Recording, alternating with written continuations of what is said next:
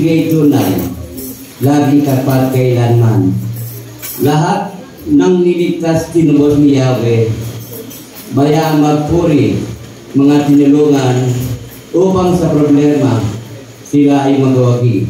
Sa sariling bayan, sila ay tinipot, pinagsama-sama, silangan kanluran tibok at hilaga, at doon kinuna.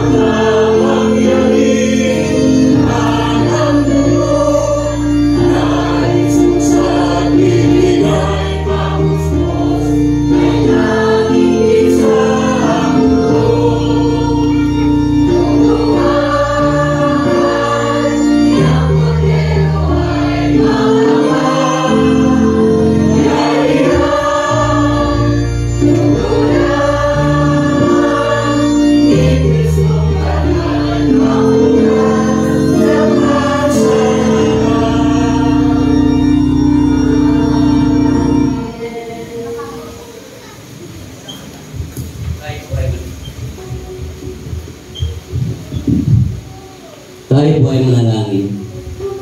Dakilang Diyos na makapangyarihan sa lahat. Labis-labis ang aming kasiyahan sa umagang ito, Panginoon. Sapagkat muli ay kakatakway ka namin dito sa iyong banal na sumbahan. Maging karapat dapat nawa, Panginoon, ang bawat isa sa amin na makapagpurit, makapagpasalamat ito, Panginoon, sa isang libong araw na aming likaran, sa buhay na patuloy pinahirang mo sa amin, sa aming mga pangangailangan sa araw-araw, iyong pinagkaliwa. Tunay o Panginoon na napakadakila mo sa bawat isa. Kaya o Panginoon, binabalik namin sa iyo ang taos po sa aming pasasalamat sa buong maghapon na aming gagawin ngayon na pagsamba sa iyo, Panginoon. Samahan mo kami para mabahin mo, Panginoon, ang iyong mga gawain. Kaya di na, Panginoon,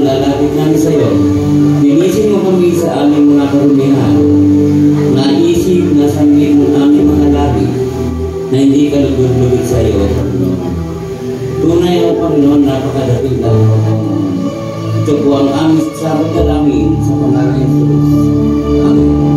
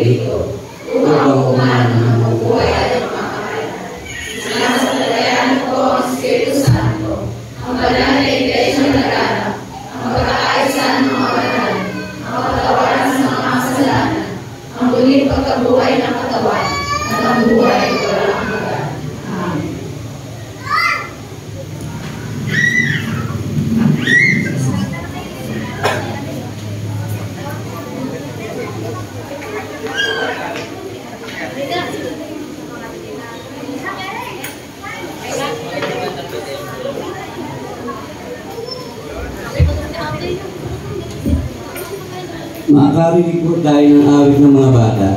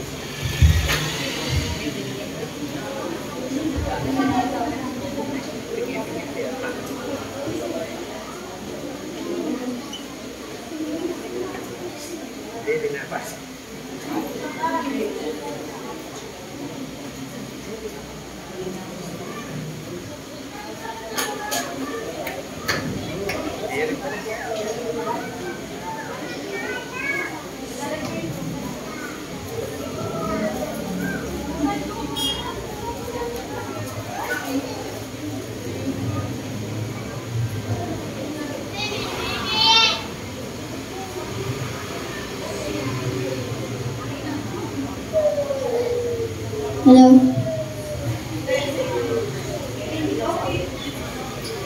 Mateo chapter 19 verse 14. Sinabi ni Jesus, hayaan niyo lumapit sa akin ang mga bata. Huwag niyong pagbawalan sapagkat ang mga katulad nila ang mapapabilang sa kaharian ng langit.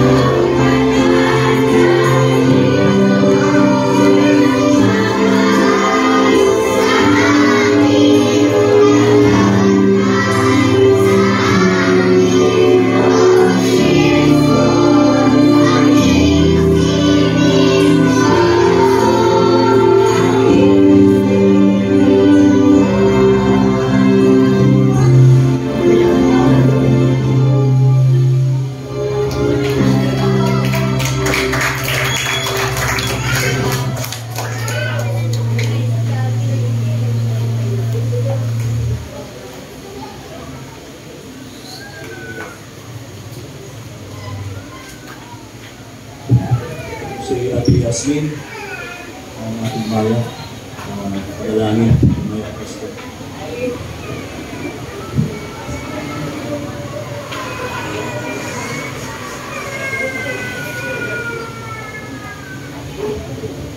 Tayo sandali manalangin.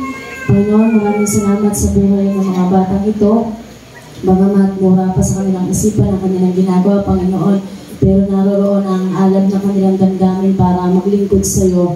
Salamat sa munti nilang mga talento, Panginoon, na handa nilang iyari para sa iyo. Lagi mo silang ingatan at gabayan, Panginoon, sa kanilang pag-aaral. Gayon din pagpapala sa kanilang pamilya kinabibilangan. Sa iyong pinakamataas na papuri at pasasalamat sa pangalan ni Jesus. Amen.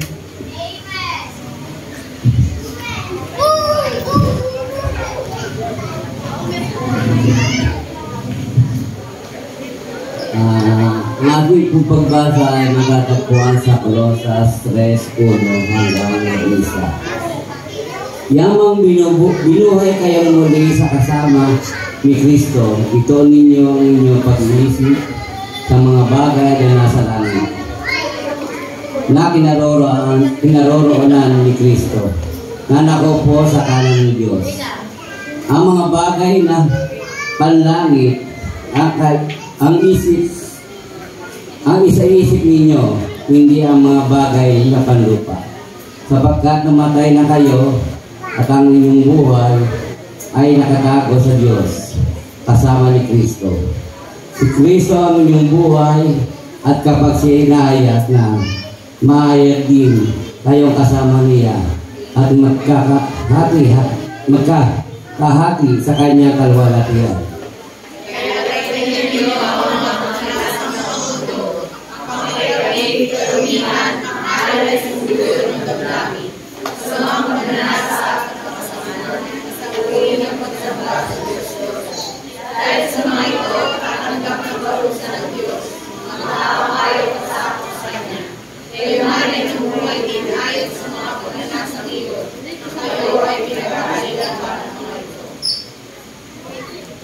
Ngunit kayo itakwilnan ninyo ang lahat ng galit, puot at sama ng loob.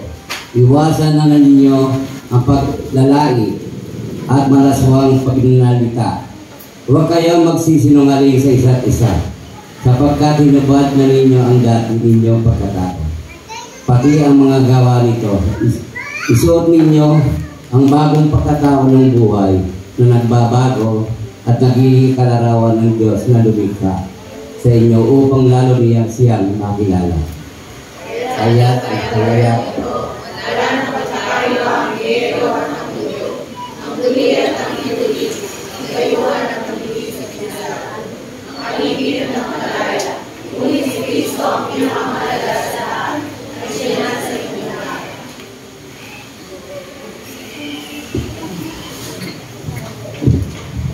Sabihin natin hindi.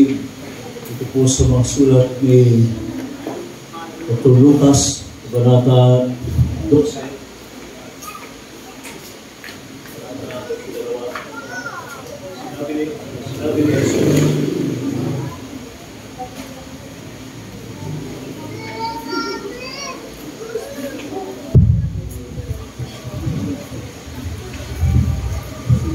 Sinabi kay Jesus ng isa sa mga naroroon, Guro, iutos nga po ninyo sa mga kapatid kong ibigay niya sa akin ang bahagi ko sa aming mana. Sumagot siya, sino ang naglagay sa akin bilang hukom o tagapaghati ng mana ninyo? At sinabi niya sa kanilang lahat, mag-ingat kayo sa lahat ng uri ng kasakiman, sapagkat ang buhay ng tao ay wala sa dami ng kanyang kayamanan. Pagkatapos, isinalaysay ni Jesus ang isang talinghaga. Isang mayaman ang umani ng sagana sa kanyang bukirin. Kaya nasabi niya sa sarili, ano ang gagawin ko ngayon? Wala na akong paglagyan ng aking mga ani. Alam ko na, ipagigiba ko ang aking mga kamali at magpapatayo ako ng mas malalaki. Doon ko ilalagay ang aking ani at ibang ari-arian. Pagkatapos ay sasabihin ko sa aking sarili, marami ka nang naipon para sa mahabang panahon, kaya magpahinga ka na lamang. Kumain, uminom, at magpasarap sa buhay. Ngunit sinabi sa kanya ng Diyos, hangal, sa gabi ring ito'y babawian ka na ng buhay. Kanino ngayon mapupunta ang mga inilaan mo para sa iyong sarili? Ganyan ang sasabitin ng sinumang nag-iipon ng kayamanan para sa sarili. Ngunit dukha naman sa paningin ng Diyos. Pagpalain tayo ng Diyos sa pagbasa ng kanyang mga salita. Amen.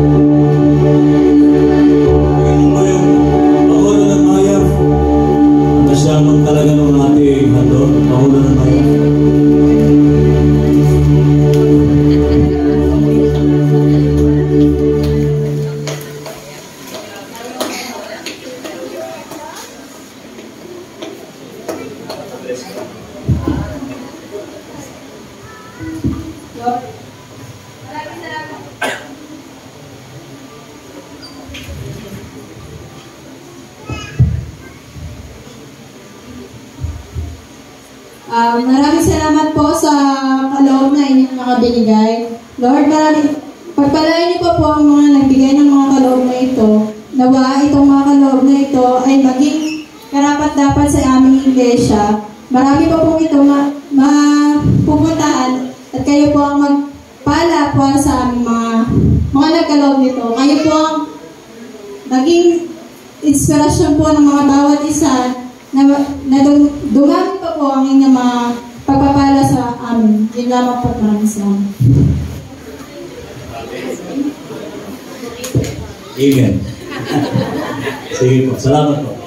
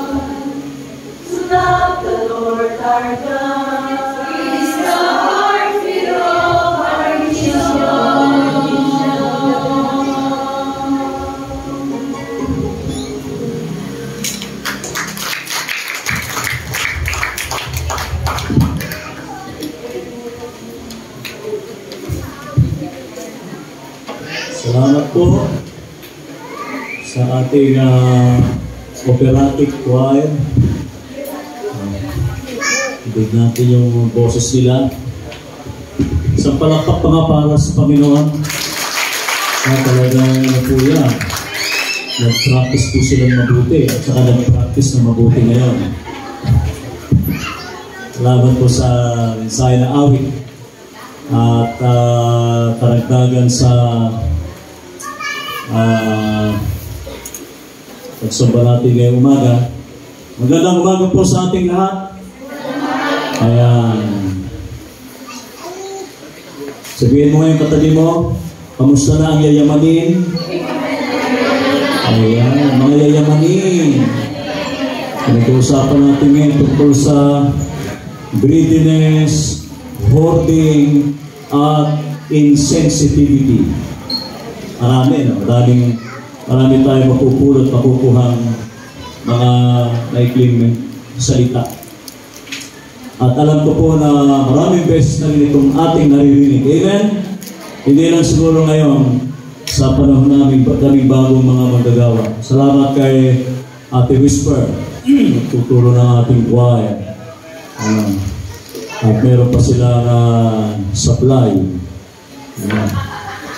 Walang supply ng kanilang hangit ngayon, ha? Palakpakan natin ang Panginoon. Talaga naman. Yan ang mga kababaihan natin. Salamat po. Bisita natin ngayong umaga si Rafael. Parang kanina, yung pakanta kanina. Rafael Abig. Tumayo, paki-stand up ka na kay Rafael Abig. Sabi niya ay, anong height mo? 6'2". Height mo, height? 5'10". Ito niyo po, 5'10", ano? Sige po. Friend tayo, friend. At kay Joel Laksamana. Si Joel Laksamana. Yan ba siya? 15 years old.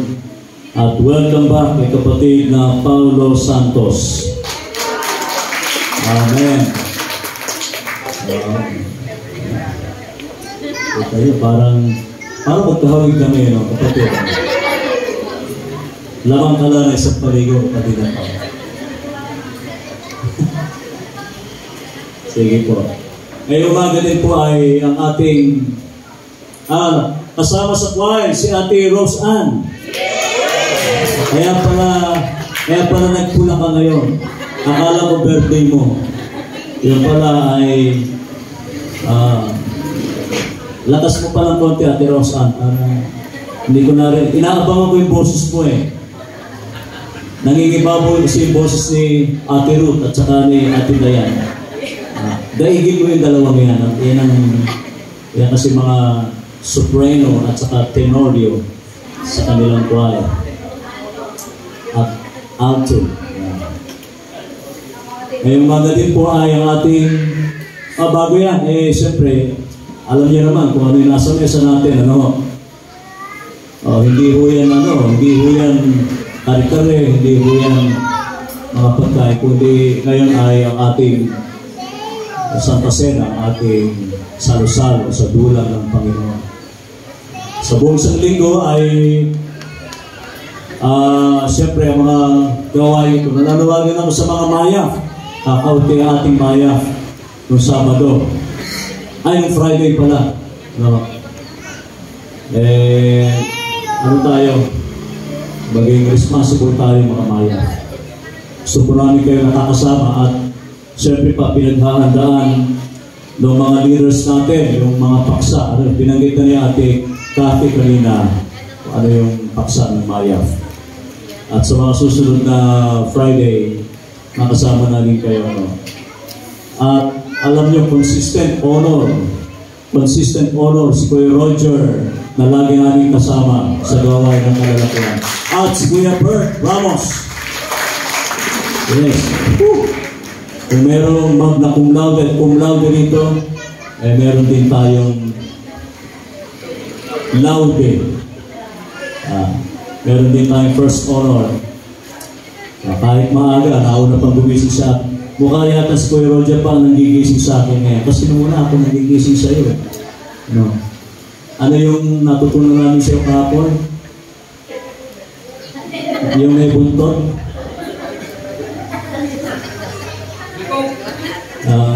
Ayaw ko na sabihin yun. Maganda rin po, meron kami iba-ibang mga lengguwahe sa kalalakihan. Marami kami natututunan. Kay Ginoo. Alam natin isang tang Ginoo. Yung ating Diyos. Hindi po ba? Well, sabi nga natin ay bagamat isa ito sa sensitibong usapin pagdating sa mensahe at halos ay nasasagi o nabibigyan na nakakatawag pansin sa atin, lalo na ang kwentong ito na ikinuwento sa atin, isang parabola, isang kwento ng ating Panginoon Kristo. Hindi lamang may kinalaman sa hoarding. Hindi ko alam bakit ayaw ibigay ng kanyang kapatid, yung kaparte niya, yung bahagi ng kanyang mana. Sa maraming kadahilan, sa pagdating natin lang kung anong sitwasyon din ng magkapatid. Kung may issue ba itong magkapatid na ito, o talaga bang karapat-dapat yung kanyang kapatid na bunso o panganay, o nasa gitna man siya, hindi natin alam kung ano ang issue ng magkapatid na ito, bakit ayaw ibigay yung kanyang mana. Pwede tayong magsiyasa. Magkaroon tayo ng self-meditation dito pagdating sa ganito, lalo na kung buhay pa yung may-ari, yung last will and test, hinihingi na yung mana, buhay pa. At meron po akong kasong tinaharap niya, nagharap pa sa barangay, tinawag pa ako, mga kapatid, huwag niyo naman ako ibandera dito. Dahil gusto na niya na ang kanyang maging kaparting lupa ay nasa harap mismo ng kalsada. Sino rito ang bahay nasa harap ng kalsada? Kung pwede na sana lahat ng bahay nasa tabing kalsada, pwede ba yun? Pinaparang yung kanyang ate. Hindi ko na sabihin sa inyo, baka mamay pagtanong niyo pa mapahamak pa ako. Gusto niya mahalaga yung kanyang lote sapagkat siya daw ay bunso. Dapat mas maganda, mas maayos, mas komportable para sa kanya kung ano man ang kanyang magiging kapatid sapagkat siya ay bunso. Ganun ba ang mga bunso? Pagdating sa partihan, di natin nilalahat. Di natin nilalahat. Di po ba? At sabi nga natin, ang ating pagbibigay o ang ating pagkakalob, ang ating pagpapayaman sa ating sarili, kung ano man ito. Bakit nga ba pagdating sa giving o kung ano man ang dapat natanggapin ng Diyos ay hirap na hirap tayo. Hirap na hirap nating ibukas ang ating mga bulsa, ang ating mga palad. Pagdating sa pagkakaloob, hindi po kayo yun. Kundi yun ay sa pangkalahatan. Bakit nga ba ganun ang tao? Pero, kung tayo ay mangungutang, lalo na sa, ano ba yung papautang? Lending, isa, yung sa home credit. May home credit pa rin, di ba? Bakit nga ba kung tayo mangungutang ng sasakyan, ng motor, handa nating bayaran na ito, 3,835 monthly. Hindi po ba? Hindi naman ikaw yung kaya nga doon siya, hindi kita tinitignan. Pero kung tayo ay mangangako sa Panginoon, parang talagang labag sa ating kalooban. Pero hindi tayo makahinga. Parang malaking kabawasan ito sa Diyos. Minsan merong isang honorable Christian na talagang siya, laging nangangako sa Panginoon. Alam niyo ba yung kwento na yan? Tungkol sa isang honorable, pero mo, honorable Christian. Ano ba yung honorable? Kapita-pitagan, kagalang-galangan, lahat ng KKK. Diba? May kwento tungkol sa isang honorable Christian at namatay. Yung honorable Christian na ito at nagmamadali sa ngayong umakyat. St. Peter, hindi St. Peter Memorial St. Peter yan wala pa ho ako nun eh. Nagmamadali sa umakyat, parang hinahabol ng 10 kabayo at gusto niyang makapalik, makapasok na sa pintuan ng langit at nasa lubong niya. Sino? Yung may hawak ng susi. Si Apostle Peter. Si Pedro, talaga siya may hawak ng susi, mga kapatid. Kaya pagpasok natin doon, sabihin mo sa katabi mo, magkita tayo sa langit, ha? Sagutin mo naman, pero huwag muna ngayon. Huwag kayo magmadali. Huwag kayo magmadali. At hindi rin ako nagmamadali. Pero nasa iyo yan kung gusto nyo mauna. Wala namang problema. Gusto nyo mauna. Nagmamadali siya. At nasa lubang niya si Pedro. Apostle Peter. Pwede na ba akong pumasok? Mr. Honorable Christian, hindi po ganyan dito. Kailangan po munang bumoto kayo. Pero hindi mo butuhan dito. Kailangan po munang patakan po muna ng indelible ink ang inyong mga kamay bago kayo. May indelible ink din, pinapatakan din. Boboto muna kayo kung alin sa dalawa ang inyong gustong pasukan. Letter I. Ano yung letter I? Impyerno. At yung N, langit. Ayan. Bababa muna kayo for 24 hours. 24 hours. Mag-stay muna kayo doon. Tignan nyo kung magugustuhan nyo ron o hindi. Babasa. Ganun po. Ang bihira naman siya.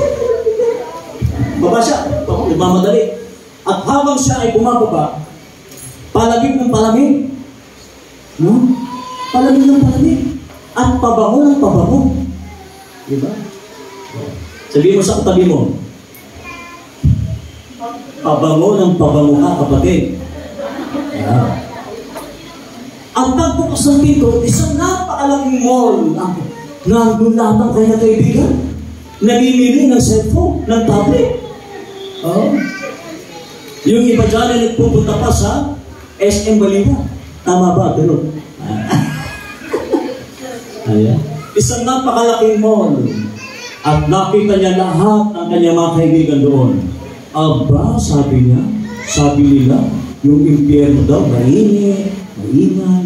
Sabi niya, marami daw nag-iiyak. Hindi naman pala totoo. Kaya mula doon mga kapatid, nakapag-desisyon na si Mr. Honorable Christian na mahilig mangako sa Panginoon. Nagmamadali siyang umakyat. Pindot siya. Punta sa Sahel, sa H, sa langit, sa L, pindot. Sabi niya, Apostol Pedro, nakapag-desisyon na po ako. Doon na po ako sa letter I, sa alam niyo na ibig sabihin, impyerno. Talaga palang, yan naman talaga yung desisyon mo. Final decision naman talaga yan. Sige, papatakan ko na yung kamay mo ngayon. Ng indelible ink, kasi baka makadoble ka ng boto. Mahirap na, naniliburo na tayo dito sa langit, para makadoble ka ng boto. Letter I, so pinataka ng indelible ink. Kaya may tatak siya sa impyerno. Okay. Pagkaboto niya sa letter I, baka naman gusto mong pasyalan yung langit, yung N. Sige po ito, wala nang problema. Papalig ko pa ito, malungkot to.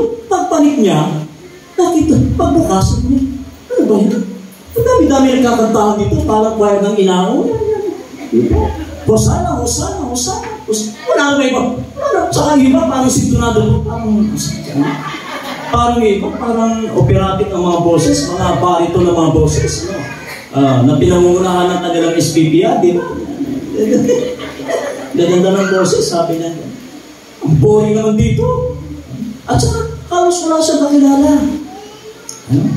Kaya sabi niya, ba yung desisyon ko? Hindi ako bumoto sa L, sa langit. Kaya buti na lang, ang napili ko, letter I. In. Sabi niya, balik sa letter. Pedro, okay na po ako. Masaya na po ako sa letter I. Masaya na po ako. Sige, paalam. Paalam sa'yo. At maya-maya ay umalis na si Mr. Honorable Christian. Pag pindot niya ng letter I, yung impyerno, habang pagpasok niya, parang balisangan.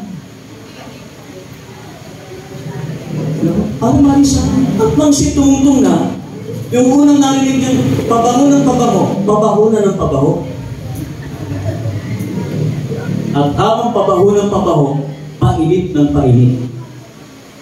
At pagbaba niya mismo, nakita niya, ang dami nag-iiyakan. Tapos yung isa doon, nagluluto ng lengwa. Tinanong niya, ano po ba yung lengwa? Yung mga dila ito, yung mga marites. Niluluto ko yung kanila, mga dila. Sabi niya, yun daw mga marites, kaya mag-ingat tayo mga kapatid, baka sa kabi sa impyerno. Baka yung mga dila natin, ginagawa pa ng lengwa doon sa kabilang buhay yan. Sabi mo siya, bakit? Sabi niya, bakit parang nalilibago po kayo? Ito po ang binoto niyo. Hindi po kasi ganyan yung una. Pagpasok ko dito, mabaho, malamig. Malamig. May aircon. Di ba? Nakakita na ba kayo ng aircon? Wala pa, malapit na yan. PJ. Pagkano daw natin, parang malisangan, Pero hindi po yung pero mga kapatid, kapilya natin to, iglesia natin to, At sabi niya, muna po kasi, palamig yung pabango ng pabango, nangyariban na po, madilim, maraming apoy, at saka niluluto kayong lengwa ng mga dila, ng mga marites. Sabi niya, kasi ganun po talaga. Anong ibig sabihin? Mga kapatid, puro pangako. Yung parang si Mr. Honorable Christian ay mahilig mangako. Mahilig mangako. Na umisa, yung ating pangako ay napapako. Napapako yung ating pangako, kaya kumisan parang meron ako kompromiso na isang bagay na may isang mahalagang bagay para magpatuloy tayo at maging karapat-dapat tayo sa Panginoon.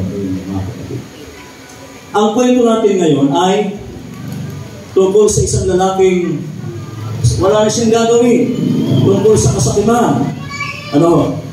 Sabi ng Diyos, sabi ni Jesus, sapagkat ang buhay ng tao ay wala sa dami ng kanyang kayamanan. Wala sa dami. Hindi yun ang sukatan ng prestige natin. Hindi yun ang sukatan. At alam natin, yun ang katotohanan dumidilat sa atin, nagdudumilat sa atin. Na kapag talagang meron ka rito, may nakakaangat ka. Ibang value sa iyo. Diba? Medyo talagang asikaso ka.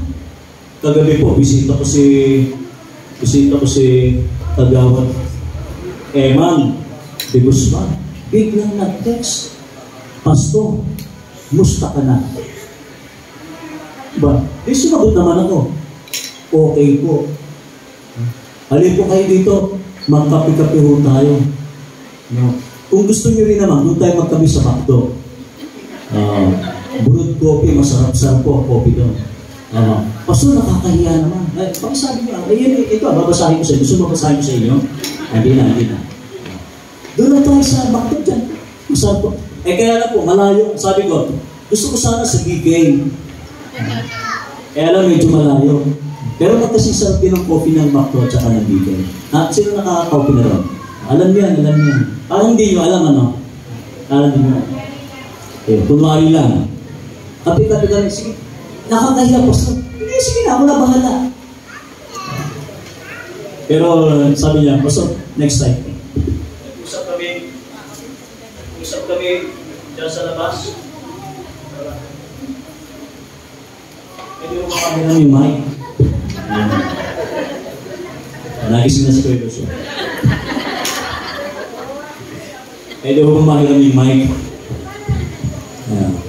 Nag-usap kami nung una dyan dahil may praise and worship dito. Tapos, basta balik ako, gusto kong tahimik. Gusto ko silent lang tayo.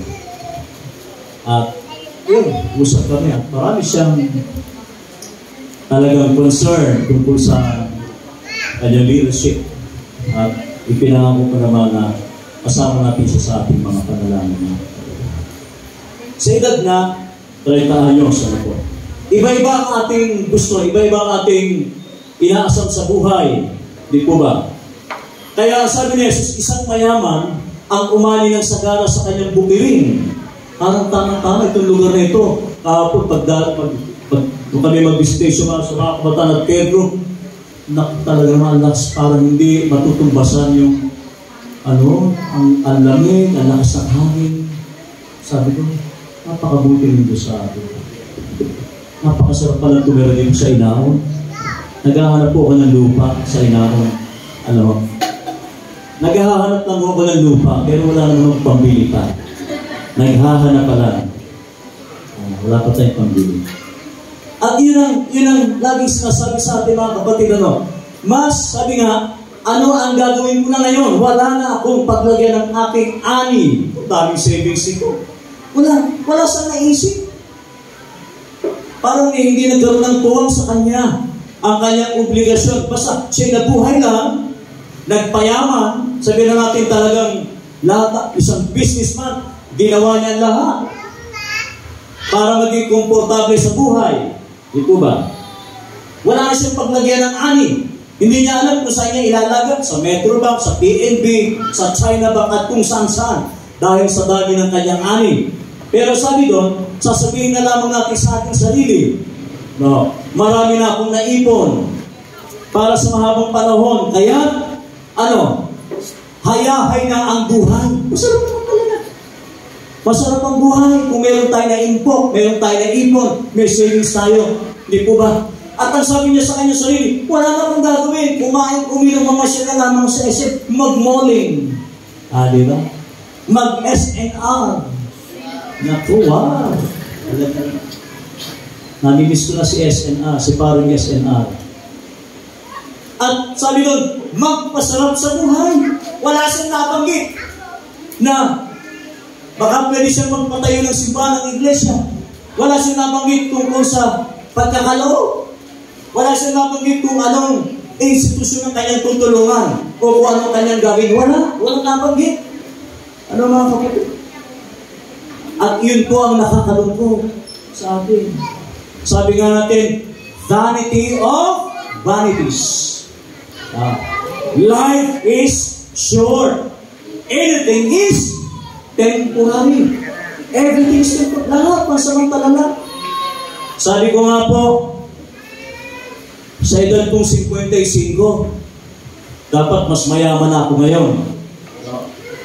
Marami na akong pera. Marami akong sasakyan. Pero bakit mas pinili ko po itong paglilig? Kasi sabi nga, ang buhay ay pagpili.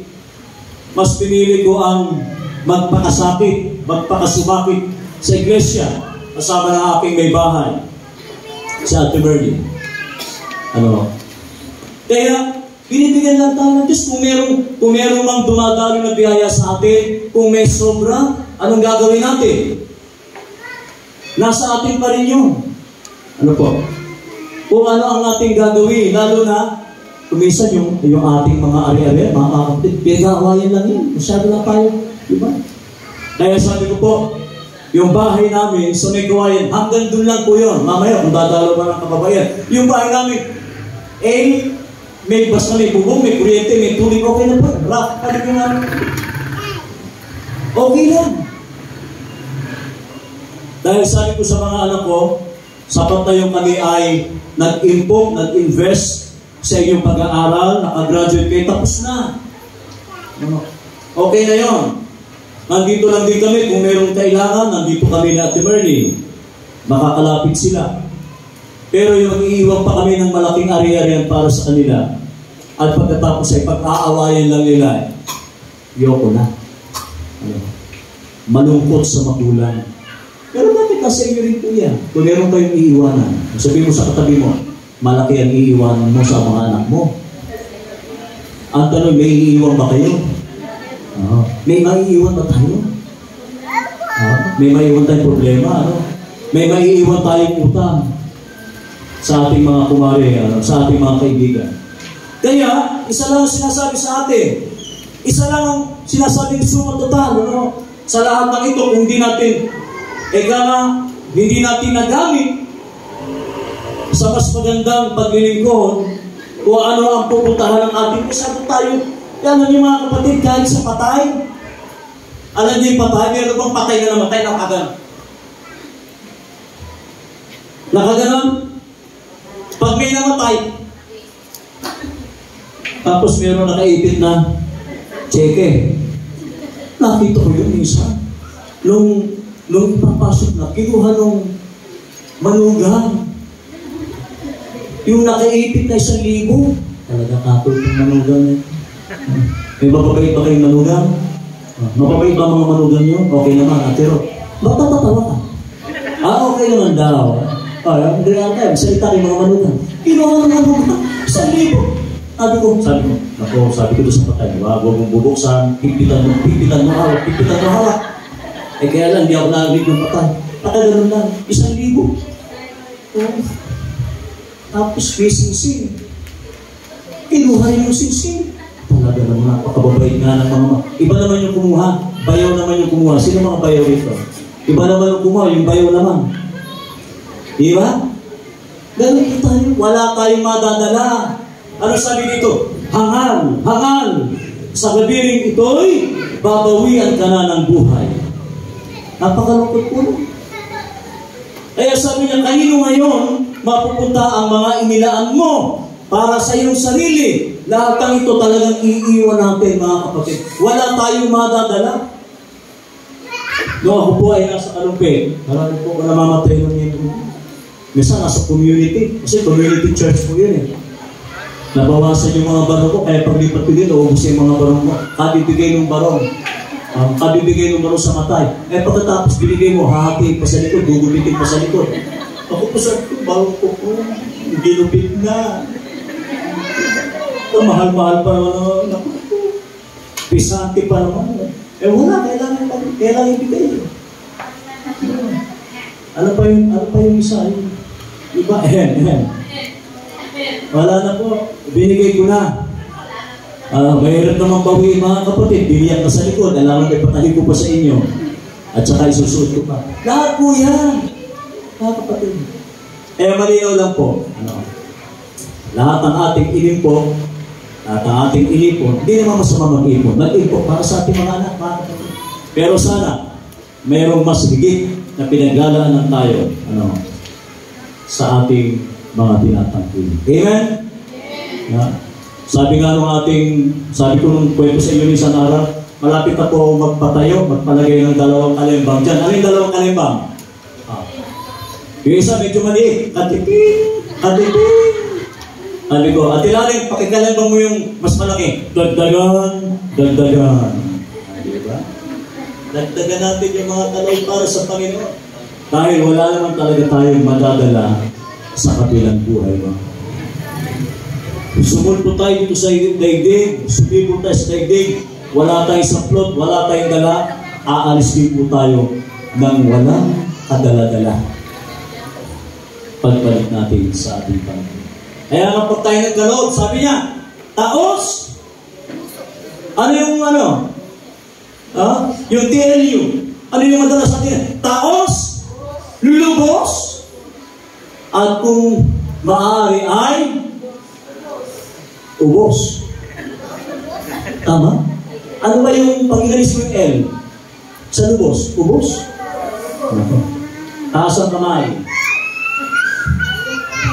Sa ating pag-alog ngayon ay ubos. Walang tumataas ang kamay. Nangingiti lang tayo.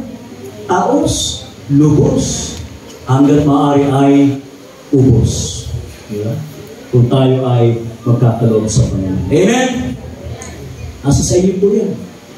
Kung sa ating ipinagkakaloob sa Diyos ay hanggat maaari ubos. Pero mahalaga doon ay taos na ating ibinibigay, tao sa ating mga puso, kung tayo nagkakaloob sa Kanya. Napansin po ninyo, maganda yung ating report, yung ating financial report.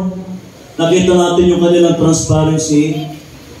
Iniulat nila sa atin kung anong kalagayan ng ating pananalapi. Ibig sabihin lamang mga kapatid, ay patuloy kayo nagtitiwala sa kabutihan ng Diyos na laging lubos-lubos ang Kanyang biyaya sa atin. Amen? Huwag natin siyang pagdadamutan mga kapatid. Kung tutusin ko, kulang ba yan? Buhay natin kulang po yan. Hindi niya kailangan talaga. Pero dahil sa mga biyayang ito, patuloy niyang binibigay sa atin. Ang buhay, kalusugan at kalakasan ay patuloy din natin siyang paglingkuran ng taos, lubos, at kumari ay ubos. Amen? Palakpakan natin ang Diyos sa pangalan ng Ama, ng Anak at ng Banal na Espiritu. Amen.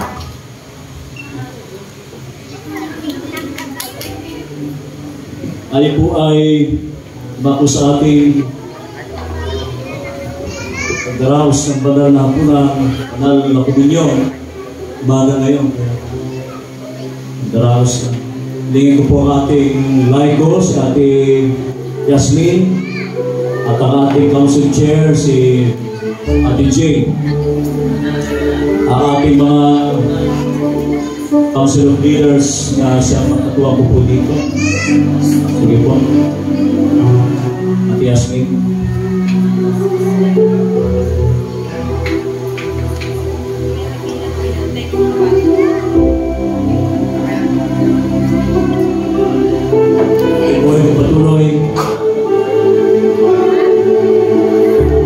Taas ninyo ang inyong mga puso.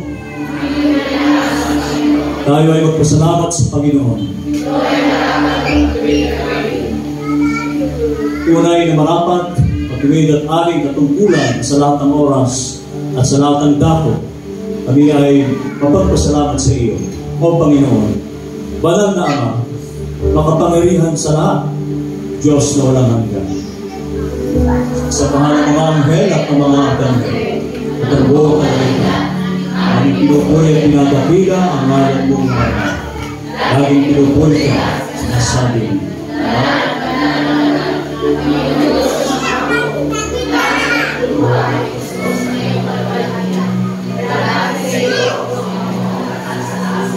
Amen. Pagkat merong isang tinapay na bumaba buhat sa langit, ayon na marami ay isang katawan lamang, sapagkat nakikibahagi tayo lahat sa isang tinapay, isang pakikibahagi sa katawan ni Kristo, ang tinapay na ating pinagpapasalamat. Isang pakikibahagi sa dugo ni Kristo ay ang nangangahulugan ng isang paglilinis at isang bagong buhay para sa lahat. At tinanggap natin kay Jesus, ito ang sarong na pinagpapasalamat. Amen. Ito. Nais ko nang ipamahagi itong ating mga sakramento. Tayo po ay makakalapit na rito sa harap. Isa natin sa mga bata.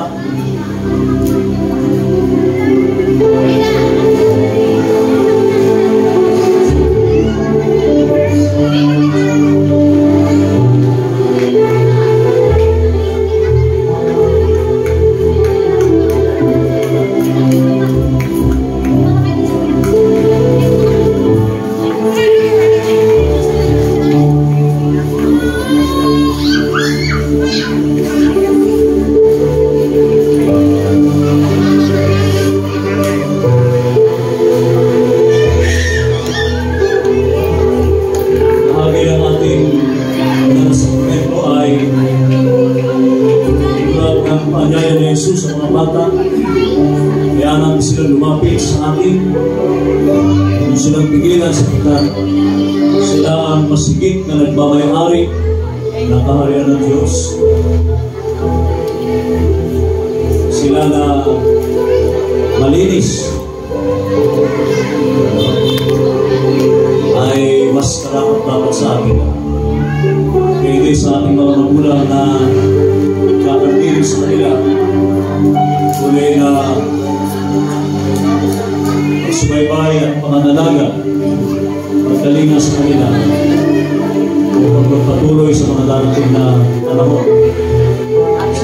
ito na ating tinatuloy. Salamat po, pagpalain ng mga bata ito, Panginoon. Naway silbing asang, silbing ilaw sila sa kanilang mga tahanan at mapaglingap sa kanilang mga magulang samantalang sila ay lumalaki at yung din pangunahin ka sa lahat. Nagparado sila sa pangalan ng Ama, ng Anak at ng Banal na Espiritu. Amen.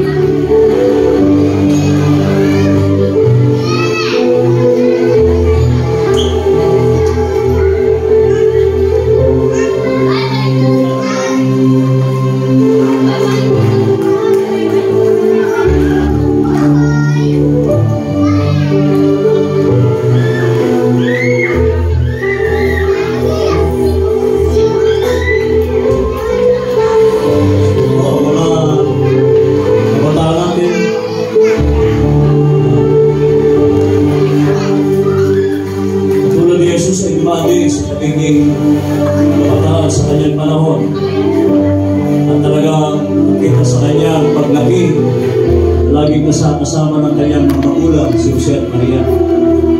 Kaya kayo na lamang ang kanyang pagiging mapagmalasakit sa mga magulang, sa kanyang pamilya. At sa rin mismo ang papahalaga sa isang pamilya. Nalain namin ang kailan Diyos mga pagkakang ito. Kasi mula na kanilang paglago, kanilang nalinangan sa kasasanay, at higit kanilang pagmamalasakit sa kanilang sarili, edukasyon, at sa mga magulang na nag-aaruga sa kanila. Pagpalagi po sila ng Diyos. Naway, huwag mawaglit sa kanilang isipan, lagi kang paglingkuran, unahin sa lahat, higit sa mga bagay, higit sa mga teknolohiya, kundi ang pagmamahal nila sa Iglesia at sa kanilang mga magulang. Sa pangalan ni Jesus, Amen.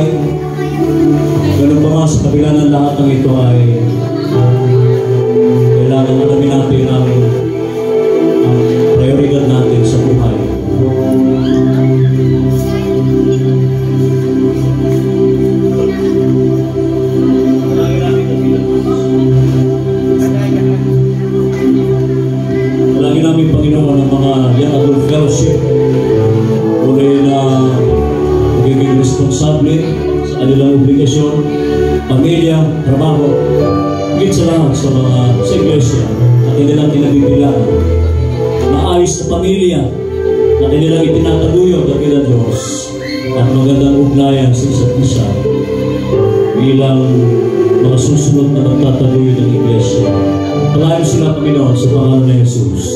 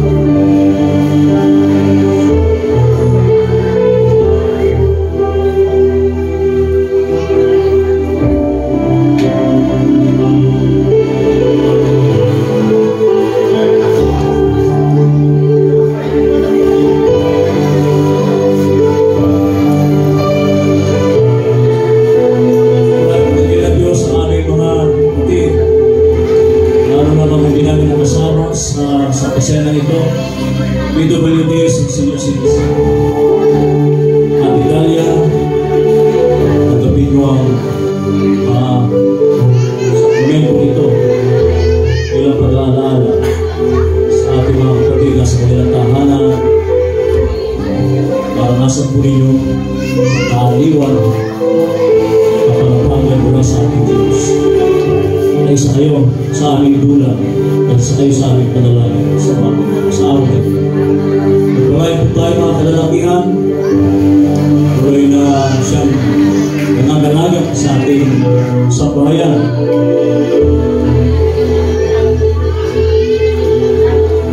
Magpalain ang inyong pamilya, kabuhayan, hanap buhay. May laging pagtulong sa atin ng Diyos sa aming kawasin. Salamat po, dakilang Diyos, sa mga kalalakihan ito. Sa pangalan ni Jesus. Amen.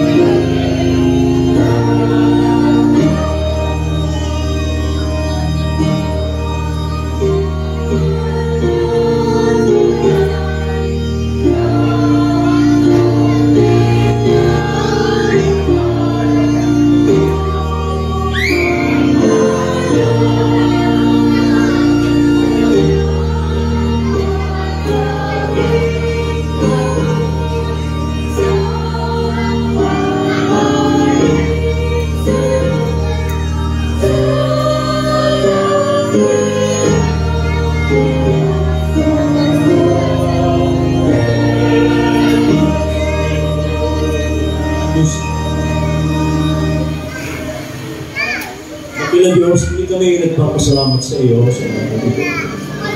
Tunay na sa lagi para sa iyo. Kami ay narito para magpasalamat po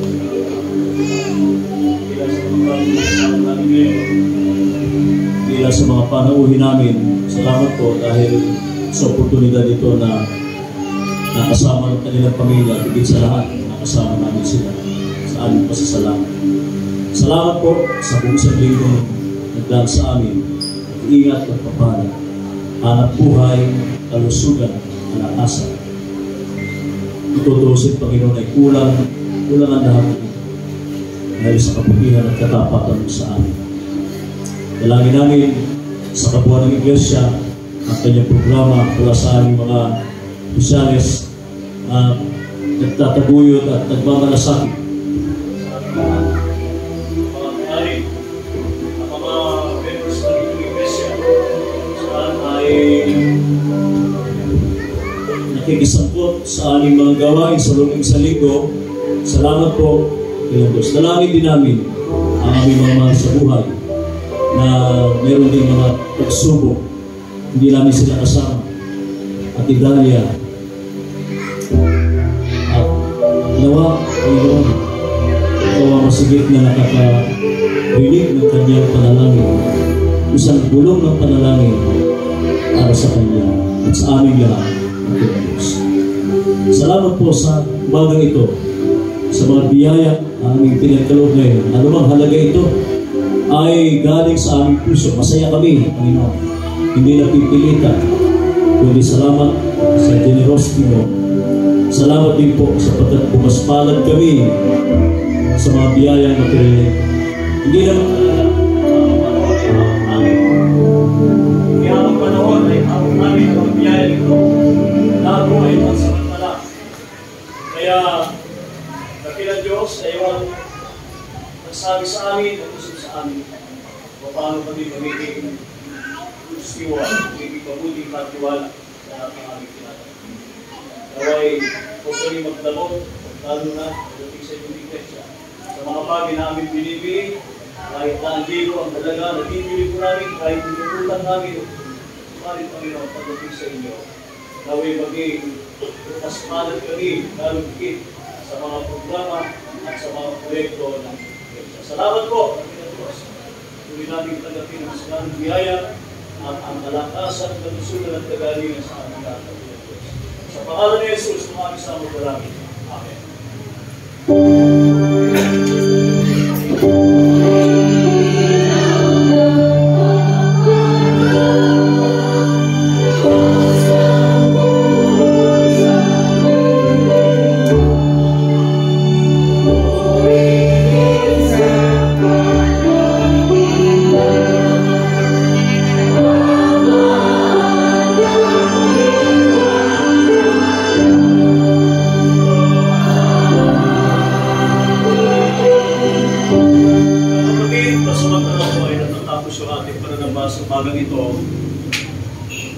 Paglabas natin ito ay magpapatuloy ang ating mission bilang isang tao sa ating kapwa, sa kanyang iglesia at sa ating Diyos. Samahan tayo ng ating mahabaging Ama mula sa langit, ang kanyang mukha, ang patuloy na ilingap sa atin, paliwanagin ang kanyang mukha sa atin, sa ating lahat, sa sambahayan, at ang patuloy na pagliligtas ng ating Panginoong Kristo ang nasa ating mga tahanan, ang kaaliwan, kagalakan at kapanatagan, at masaganang buhay na dulot ng kanyang banal na Espiritu ang laging sumaatin mula ngayon at magpakailanpaman. Amen.